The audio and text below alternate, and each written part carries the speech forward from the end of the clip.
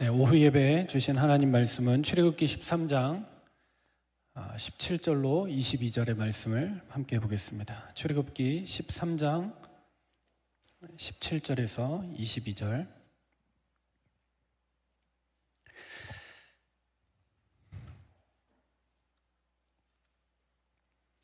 제가 가진 성경으로 구약 성경 102페이지입니다. 출애굽기 13장 17절로 22절 한 절씩 교독하여 봅니다. 바로가 백성을 보낸 후에 블레셋 사람의 땅의 길은 가까울지라도 하나님이 그들을 그 길로 인도하지 아니하셨으니 이는 하나님이 말씀하시기를 이 백성이 전쟁을 하게 되면 마음을 돌이켜 애굽으로 돌아갈까 하셨음이라. 그러므로 하나님이 홍해의 광야길로 돌려 백성을 인도하심에 이스라엘 자손이 애굽 땅에서 대열을 지어 나올 때에 모세가 요셉의 유고를 가졌으니 이는 요셉이 이스라엘 자손으로 단단히 맹세하게 하여 이르기를 하나님이 반드시 너희를 찾아오시리니 너희는 내 유고를 여기서 가지고 나가라 하셨음이었더라. 그들이 숲곳을 떠나서 광야 끝 에담의 장막을 치니 여호와께서 그들 앞에서 가시며 낮에는 구름 기둥으로 그들의 길을 인도하시고 밤에는 불 기둥으로 그들에게 비추사 낮이나 밤이나 진행하게 하시니 낮에는 구름 기둥 밤에는 불 기둥 백성 앞에서 떠나지 아니하니라. 아멘. 오늘 함께 나눌 말씀의 제목은 해방 이후의 축복입니다.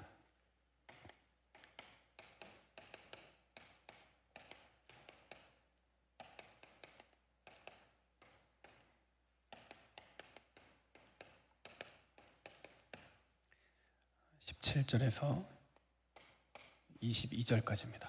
우리 지난주 같이 말씀 나눈 대로 구원은 끝이 아니고 시작입니다. 창세기를 통해서 우리가 쭉 보아온 말씀이 있는데 하나님의 인도하심, 하나님의 역사하심이죠. 그 가운데 사람들이 하는 결정과 선택이 그 자신에게 미치는 영향과 그 후대에게 나타낸 일들이 얼마나 큰 것인지, 그 사소한 선택이 나중에 엄청난 결과를 가져온다는 걸 우리는 보았습니다. 이스라엘 백성이 하나님의 구원받은 백성이고 하나님께서 택한 백성인데 왜 노예로 살게 되었습니까? 왜 노예 수준으로 전락하게 되었습니까? 아브라함이 창세기 15장에 예배를 놓친 결과였습니다. 또 이 백성이 어떤 상황에 들어가서 그 어떤 것으로도 빠져나올 수 없었던 그 저주와 재앙으로부터 빠져나오게 되었습니까? 바로 예배의 중심이 되는 그리스도, 복음을 회복하고 나가게 될 때 어린 양의 피죠. 유월절의 응답을 붙잡고 시작할 때 일어난 증거. 그러면 구원은 해방, 구원은 저주재앙에서 벗어나는 것, 끝이라고 생각하지만 오늘 출애굽기 13장을 통해서 하나님은 이스라엘 백성에게 새로운 삶의 신앙의 규칙들을, 문화들을 오늘 주고 계시는 것을 우리가 오늘 간단히 보려고 합니다. 첫 번째는 무교절입니다. 13장 우리가 전체를 다 읽진 않았는데요. 1절부터 쭉 보시면 무교병에 대한 얘기가 나오죠. 그래서 어디에 나옵니까? 말씀 가운데 6절에 나옵니다. 이레 동안 무교병을 먹고 일곱째 날에는 여호와께 절기를 지키라. 무교병이 있고 유교병이 있는데 음식을 구분해서 먹으라는 건 단순히 음식 얘기를 하시는 게 아니라 무교병이 뭘 말하는 거죠?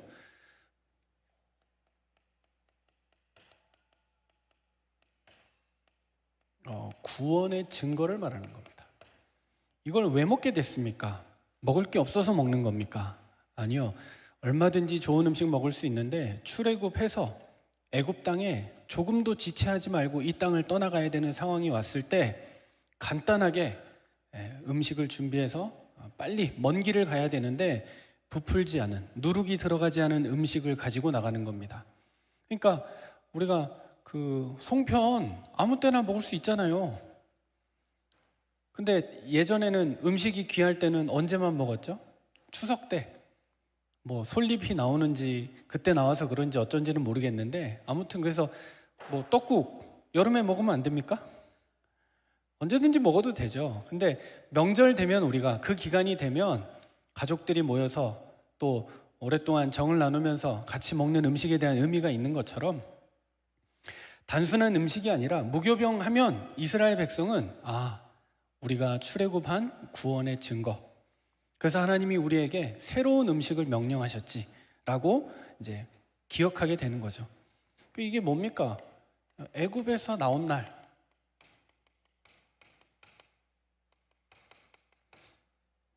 이거에 대해서 기억하라고 얘기하는 거 아닙니까? 그 중에 내용이 뭐죠? 하나님의 은혜로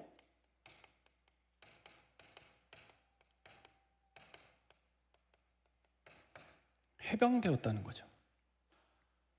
싸워서 나온 게 아니에요. 사람들을 회집을 하고 모아가지고 숫자로, 정치로, 경제로, 위력으로 풀어낸 것이 아니라 아무것도 안 했는데 순전히 하나님의 역사로 이 사실을 기억하는 겁니다. 그래서 너희가 이제 구원받은 백성이 됐냐? 그냥 구원받고 끝나지 말고 먹고 마시는 모든 순간, 모든 날마다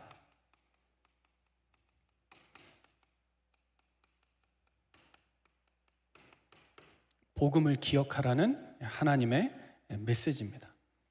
단순히 무교병을 먹어라 이 말은 유교병은 안 되고 뭐 부정한 음식이고 이건 하나님이 명령한 음식이고의 음식의 얘기가 아니라 구원에 대한 증거.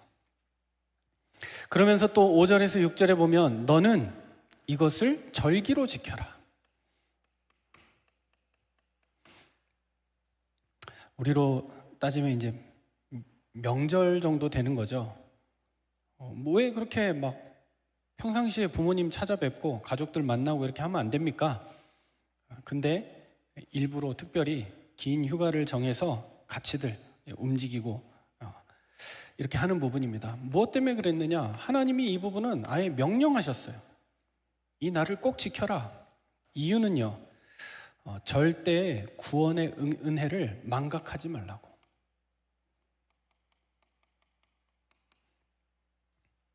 나를 아예 정해서 그것만 딱 해라.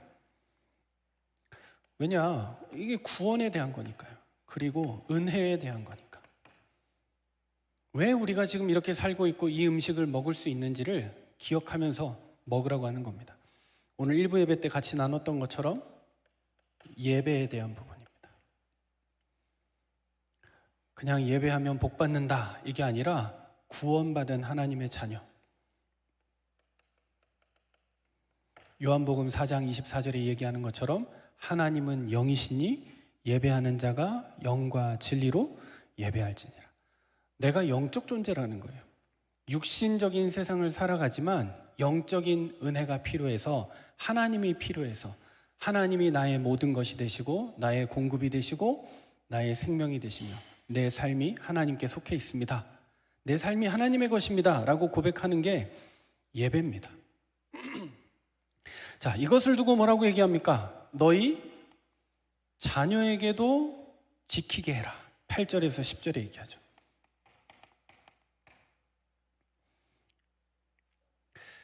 이 말은 무슨 말이죠?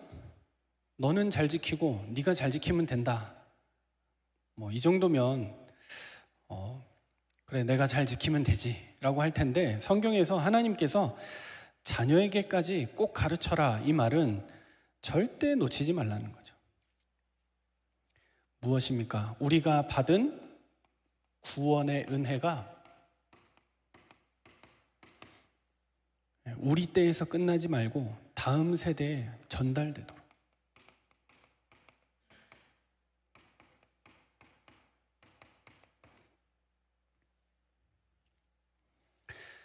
사람들이 이렇게 생각하고 요즘에 이게 쉽지 않습니다. 왜냐? 인생은 각자 도생이니까. 자녀들이라고 하지만 뭐 얘들이 부모님 말 듣습니까? 부모님 말 잘 안 듣잖아요. 근데 오히려 밖에서 어른들이 얘기하면 그걸 귀담아 듣고 잘 하기도 하고 저희 둘째 같은 경우도 어려서부터 자꾸 음료수 시켜주던 버릇을 하다 보니까 이렇게 뭐 단 거나 이런 음료 없으면 탄산 없으면 뭐 이렇게 먹을 때마다 하여튼 찾는 거예요.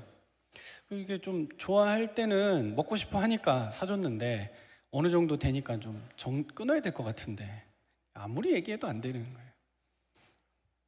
저도 참 아이러니한 삶을 살았죠. 내가 주문해주고 작게 먹어라 이렇게 얘기하니까 안 사주면 되는데 또 안 사주면 또 안 사준다 그럴까 봐 그랬는데, 아이가 이제 저기 짐에 다녀요. 헬스장 가서 선생님하고 같이 운동하고 이러면서 선생님이 별말도 안 하고 그냥 한마디, 별로 안 좋으니까 안 마시는 게 건강에 좋다, 안 마시더라고요. 가족이 아무리 얘기하고 옆에서 챙겨주고 아무리 해도 안 되다가 밖에서 모르는 선생님이, 운동하는 선생님이 이렇게 액상과당이나 음료 이런 것들은 좋지 않으니까 끊는 게 좋다니까 비교적 잘 지켜요. 또 안 먹다 보니까 또 안 찾게 되더라고요. 참 그렇습니다. 근데 이런 부분들이 우리도 알게 모르게 흐름으로 남아 있잖아요. 아까 말씀드린 대로 각자 도생이야. 부모님은 부모님이고 나는 나지. 요즘 젊은 세대들 다 그렇죠. 그런데 어쩔 수 없게 나도 모르게 인생이라는 거는 시간 지나면서 그 흐름 가운데 뭔가가 찾아오고 느끼고, 더 중요한 건 뭐냐? 신앙은 영적 유산의 흐름이에요. 저와 여러분이 그냥 교회 다니고 예배 드리고 신앙생활 하는 것 같은데 그것도 우리 후대에게는 중요한 영적인 흐름이 돼요. 그래서 어느 정도입니까? 반드시 이 복음은 세대를 넘어서 저와 여러분이 가진 믿음의 고백이요, 그거는 세대를 넘어서 우리 자녀에게 알게 모르게 전달돼요. 영향이 가게 돼 있어요. 그러니 우리가 이 말씀을 통해 마음에 붙잡아야 되는 부모의 사명이 뭘까요?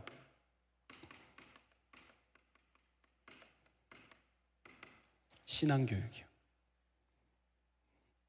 제가 어지간하면 잘 얘기 안 하고 아이들한테도 아버지가 목사님이니까 얘기를 하면 자꾸 설교가 돼서 강요가 돼서 안 하고 싶고, 저는 뭐 그래도 해야 되지 않습니까? 해야죠. 해야 되는데 참 양극단에서 하나님 하실 텐데 뭐 이런 생각도 있고요. 근데 요번에 크게 이제 큰아이가 미국 가는 계기를 통해서 쭉 보다가 네가 이번에 부름 받아서 가게 된 이유는 하나님이 너를 부르셨고, 또 네가 테스트 보기 전에 반드시 그 기도하는 사진이 찍혀 있어요. 친구들하고 구석에 모여서 같이 기도하고 있는 거예요. 일단 테스트에 갔으니까 뭐 불합격도 상관없고 합격도 상관없어가 아니라 됐으면 좋겠는 거죠. 누군가는 뽑히는 자리니까. 그래 기도하다가 뽑혀서 이제 미국 가게 됐는데, 미국 가면서 그 연락을 나눴죠. 하나님이 너를 부르신 이유는 이 대한민국 플래그 풋볼에 15세 이하 또는 이 팀들에게 승리가 한 번도 없는 거예요, 지금까지. 그래서 하나님이 너를 1승을 위해서 부르신 거 아닐까. 그래서 뭐 우승 이런 거는 꿈도 못 꾸는 상황이고 1승 정도는 기도하면서 인도받고, 그래서 제가 사무엘상 17장 말씀 가지고 다윗에 대한 얘기, 여호와 하나님이 나와 함께 하실 것입니다. 너는 칼과 창과 단창으로 나오지만 나는 만군의 여호와의 이름으로 너에게 나왔다. 이 말씀 한 구절 한 구절을 떼가지고 매일 아침에 카톡에다가 적어서 보내줬습니다.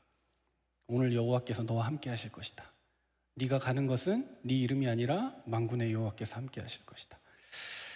그래가지고 이제 토요일 아침에 미국이랑 어딥니까? 플래그 풋볼 만든 나라 아닙니까? 전통이 있고 유서 깊은 나라인데 게임을 했는데 아니나 다를까 47대 0으로 졌어요. 이제 한 번 터치다운 하면 6점씩 나고 거기에 추가 포인트에서 한 번 공격을 통해서 얻을 수 있는 점수가 8점인데 하여튼 뭐 그렇게 했는데, 그 전부터 보내본 학부모님 얘기로는 그 작년에는 애들이 하프라인도 못 넘었었대요. 공격할 때 워낙 공격도 잘하고 수비도 잘하고, 뭐 인사하러 가는데 애들이 2바퀴 덤블링을 하더라고요. 그 서커스 할 애들이 나왔으니 어떻게 이깁니까? 그래서 그래도 조금 희망을 가지고 했는데 오후에 아이랑 통화가 됐거든요. 전화를 했는데 어때? 그러니까 장난 아니에요. 진짜 번개보다 빠르고 어떻게 할 수가 없대요. 또 느낀 거 없어? 그러니까 미국은 어마어마하게 큰 나라인 것 같아요. 무슨 자기는 산이 없는 걸 처음 봤대요. 학교가 산에 있으니까 산이 없이 어떻게 도시가 이렇게 평지로 돼 있냐. 그 세상이 넓어. 어마어마한 곳이야. 그러면서 이제 물어봤죠. 다음 경기는 어디랑 해? 파나마랑 한대요. 좀 만만한 거야? 어때? 그랬더니 미국 애들을 잡아먹으려고 온 애들이라 미국보다 더 무섭다는 거예요. 아니나 다를까 미국 애들은 좀 하얀 애들도 있는데 파나마 애들은 다 시커멓잖아요. 시커먼 애들에 지금 두려워하고 있는 중인데, 근데 오늘 예배 끝나고 제가 연락을 받더니 이겼어요, 파나마를. 21대 19로 해서 저와 여러분이 같이 기도한 대로 대한민국 플래그 풋볼 사상 최초의 1승이 오늘 하나님 앞에 드려졌습니다. 너무 감사하고, 그 여자팀도 호주랑, 여자팀도 마찬가지예요. 미국이랑 해서 한 점도 못 내고 져서 애들이 낙심하고 포기할 것 같은데, 호주랑 경기해가지고 13대 12인가요? 남자애들은 2점 차로 이기고 여자애들은 1점 차로. 이제 마지막 이제 결과를 가지고 토너먼트 경기에서 이제 순위를 가린 다음에 마치고 오는데, 하나 이제 남은 기도 제목이 1승만 하게 해달라고 기도했는데 1승 하고 나니까 기도 제목이 하나 더 생기는 게, 그래도 일본은 이겨야 하지 않을까. 한국 사람이라면 일본은 이겨야 하지 않을까, 뭐 이런 기도도 하게 되는데요. 아무튼 우리 성도들이 또 교회가 함께 기도해 주셔서 한 아이에게 하나님이 함께 하심과 증거가 나타나게 되었고, 저는 뭐 여러 가지보다 하나님이 주신 증거와 우리 아이가 신앙 안에서, 믿음 안에서 이렇게 성장해 가고 세워져 가는 그것이 참 귀하고 감사하다고 생각합니다. 그래서 제가 일부 예배 때는 이 소식을 몰랐고요. 새가족 교육 끝나고 잠깐 이렇게 하다가 소식을 알게 돼서 성도들에게 기쁜 마음으로 함께 나눕니다.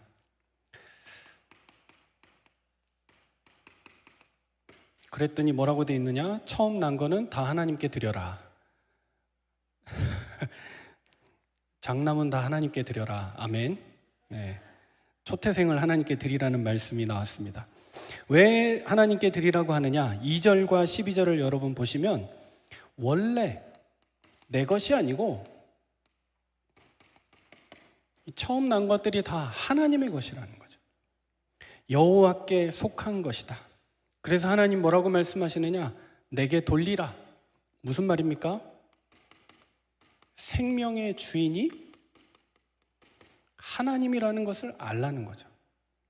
그러면 하나님이 아들들, 첫째 난 것들은 다 나한테 바쳐라 이러면 인신제사 드리라는 말입니까?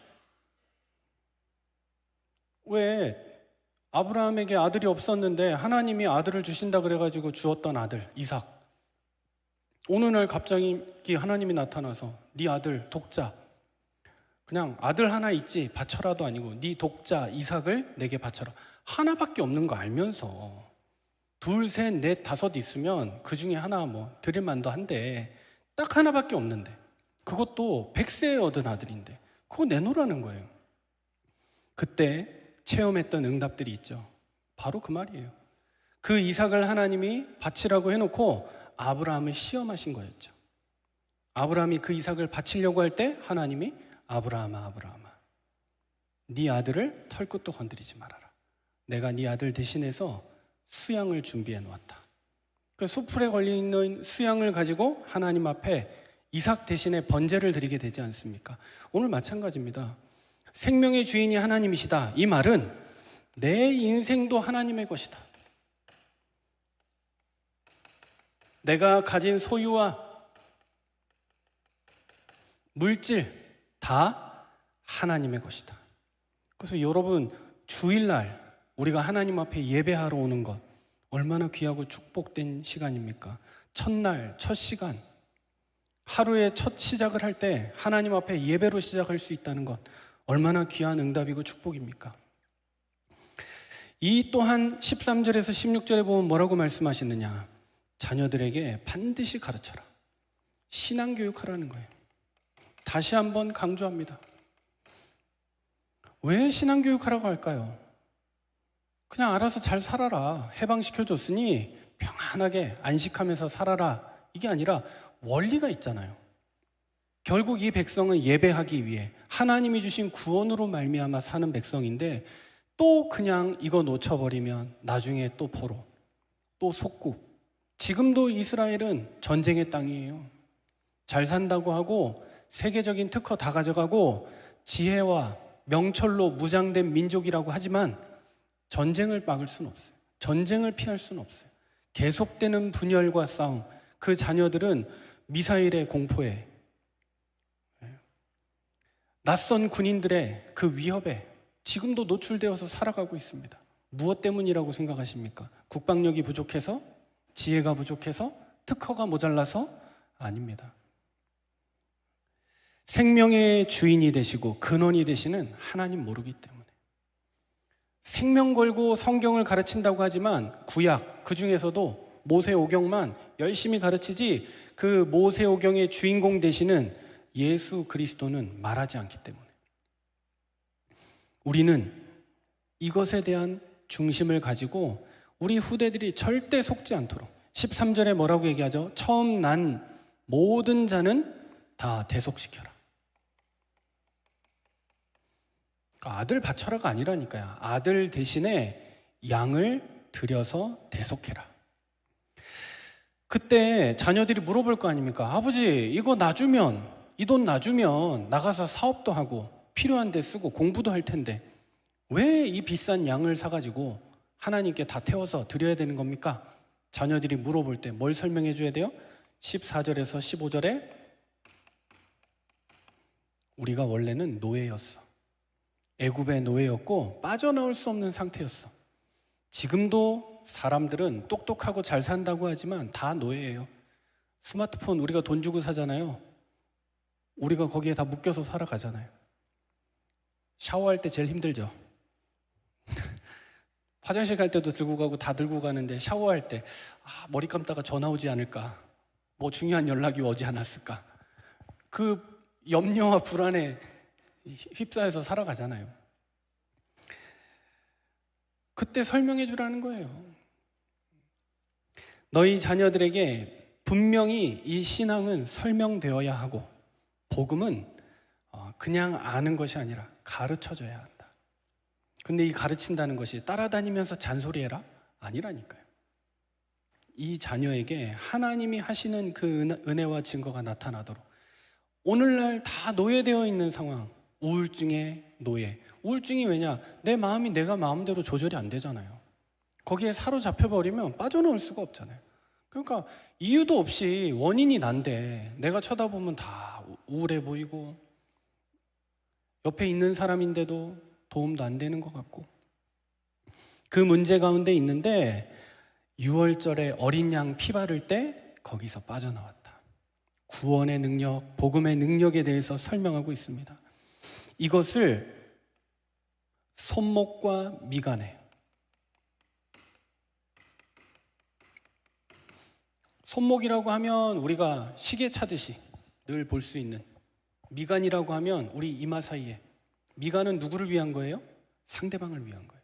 다른 사람이 나를 볼 때 이 이마를 보면서 하나님의 말씀, 하나님의 언약, 초태생의 축복, 무교절의 비밀, 이것을 저 사람은 간직하고 있는 사람이구나 보여주는 것이죠. 뭘 말하는 겁니까? 가정이 첫 번째 신앙 교육의 현장이고 신앙의 학교라고 얘기하는 겁니다.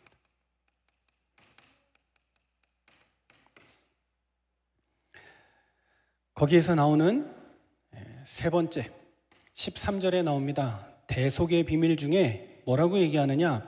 나귀의 첫 새끼는 다 어린 양으로 대속해라. 이 말이 뭐냐? 나귀는요 부정한 짐승이에요. 그래서 그 이스라엘 백성들은 그 쪽발인 걸 안 먹잖아요. 발이 갈라진 거. 부정한 짐승인데 뭘 말하는 것이냐? 이 부정한 짐승도 대속의 은혜가 필요하고 모든 것이 대속의 은혜가 필요하다. 우리에게 뭘 말하는 겁니까? 예수 그리스도의 십자가, 그리고 부활. 로마서 3장 23절에 얘기하는 것처럼 모든 사람이 죄를 범하여 하나님의 영광에 이르지 못했다. 그래서 예수 그리스도의 십자가와 구원의 은혜가 필요한 것입니다. 이 사실을 분명히 이야기하라고 성경은 말하고 있습니다. 이게 초태생의 비밀입니다. 마지막 출애굽기 13장을 통해서 우리에게 중요하게 전달되어져 오는 메시지가 뭐냐? 언약에 대한 부분입니다. 오늘 우리가 읽은 본문 그 중에 나와 있습니다. 특별히 19절에 보니까 모세가 요셉의 유고를 가졌으니 이는 요셉이 이스라엘 자손으로 단단히 맹세하게 하여 이르기를 하나님이 반드시 너희를 찾아오시리니 너희는 내 유고를 여기서 가지고 나가라 하였음이더라. 이게 왜 이렇게 하는 거냐? 요셉의 유언이었습니다. 자기의 3대 조부모들이 다 가나안 땅에 묻혀 있는데 자기는 성공하고 세계복음화를 이루고 출세해서 애굽 땅으로 이주하게 됐잖아요. 그러면서 이 땅에서 이 민족이 오래 살게 될 것을 알았는데 하나님의 언약이 자기 마음속에 있었어요. 아브라함이 얘기해 줬겠죠 아마. 그래서 요셉은 다시 하나님의 땅으로 돌아갈 것을 언약으로 붙잡고 있었고 믿음으로 가지고 있었고, 그 후대들에게 부탁했는데 이게 지금 연도로 치면 한 430년 만에, 요셉의 유골이 묻히고 430년 만에 나가게 되는 상황이잖아요. 근데 계속 전달되어져서 내려왔다. 그 속에 의미가 있는 거죠. 요셉의 믿음이 어느 정도였습니까? 죽으면서 하나님이 반드시 이스라엘을 인도하실 것을 믿었습니다. 그래서 내 해골을 가지고 올라가 달라. 출애굽기 50장 25절. 출애굽기가 아니고 창세기입니다. 창세기의 끝장. 거기에 요셉이 자기 후대들에게 단단히 명령했어요. 혹시 너희가 이 땅을 떠나게 되는 날 내 해골을 메고 꼭 가다오. 그것을 유언으로 했는데 430년이 지나도 요셉의 그 고백이 없어지지 않았다. 성취되었다.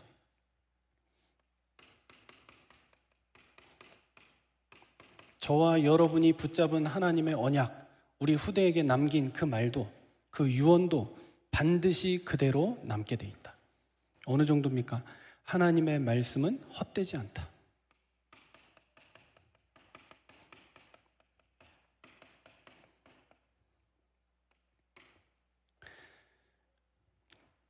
우리가 이 세 가지만 마음속에 분명히 가지고 있으면 됩니다. 내가 왜 무교절을 먹습니까?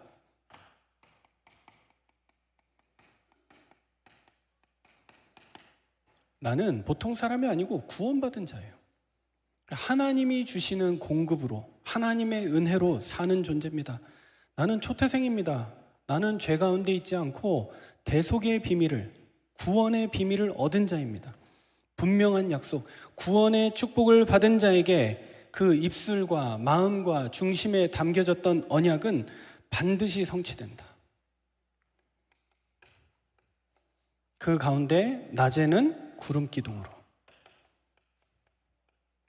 밤에는 불기둥으로 우리를 인도하신다. 참 재밌는 건 뭐냐? 오늘 본문에도 나오지만 블레셋 사람의 땅의 길은 가까운데 하나님이 그들을 그 길로 인도하지 않으셨어요. 사람이 보기에 요렇게 가면 되겠구나. 지름길도 있고 여러 가지 길이 있어요. 내가 좋아하는 길도 있을 수 있고. 근데 하나님은 그렇게 인도하지 않으셨어요. 광야의 특징이 길이 없기도 하지만 진짜 중요한 건 길을 몰라도 상관없다는 사실입니다. 하나님이 우리의 길이 되시기 때문에, 말씀과 성령으로 우리를 인도하시기 때문에.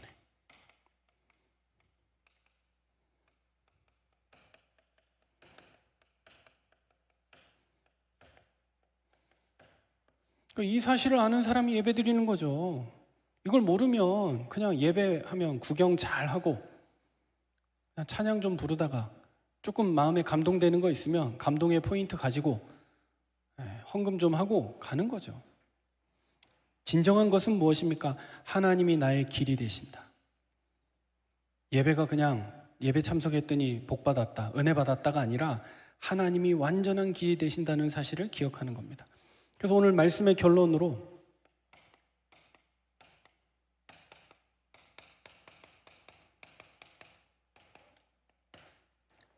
다시 한 번 더 보겠습니다. 세 가지 축복을 주셨습니다. 해방된 이후에 세 가지 축복. 무교절입니다. 구원을 기억해라.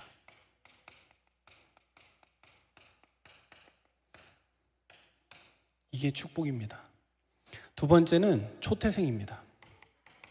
너는 인생 살면서 반드시 기억해라. 너는 하나님께 속한 존재이다.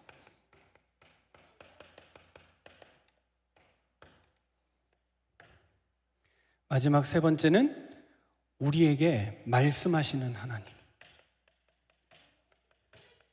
그리고 우리가 붙잡은 그 하나님의 말씀은 반드시 이루어진다. 구원받은 성도는 복음을 기억하고 하나님께 속한 자로 언약 붙잡고 광야의 길을, 세상의 길을 과감하게 하나님 따라서 인도받으며 나갈 때 하나님께서 우리를 약속의 땅으로, 언약의 그 땅으로 인도하시고 축복하실 줄 믿습니다. 이 시간 이 약속의 말씀을 우리 마음속에 붙잡고 함께 찬양하면서 하나님께 준비한 예물을 드리기 원합니다.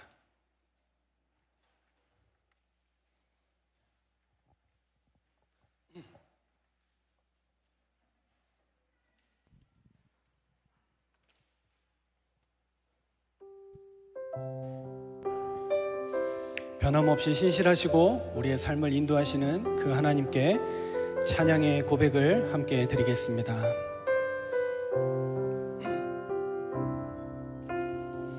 하나님 한 번도 나를 실망시킨 적 없으시고 언제나 공평과 은혜로 나를 지키셨. 지나온 모든 세월들, 지나온 모든 세월들 돌아보아도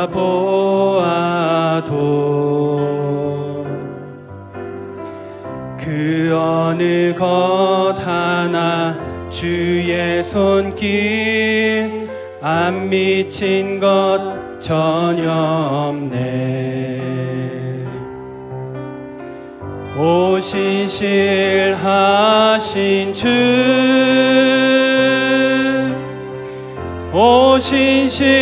오신실하신 주, 내 너를 떠나지도 않으리라. 내 너를 버리지도 않으리라. 약속하셨던 주님, 그 약속을 지키사 이후로도 영원토록 나를 지키시리라 확신하네. 오신실하신 주, 오신실하신 주,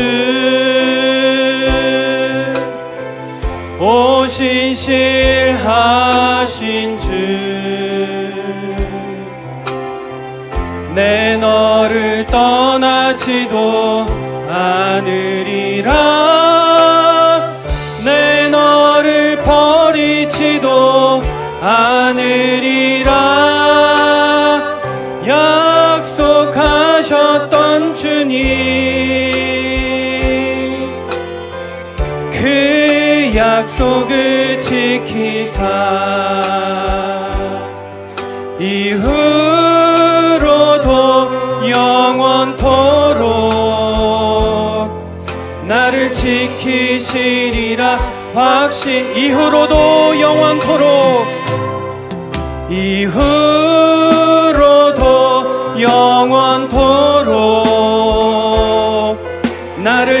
지키시리라 확신하네.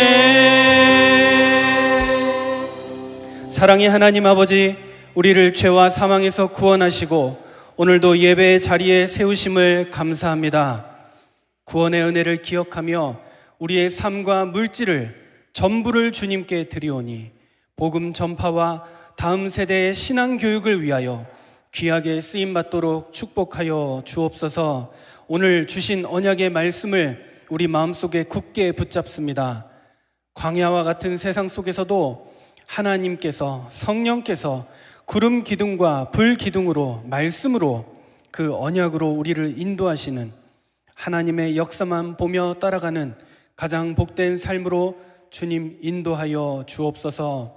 주 예수 그리스도의 은혜와 하나님의 사랑과 성령의 교통하심이 해방받은, 구원받은 하나님의 자녀로 이제 축복의 무교절과 초태생과 언약의 길을 가는 모든 하나님의 사람들 머리 위에 이제와 영원토록 함께 있을지어다. 아멘.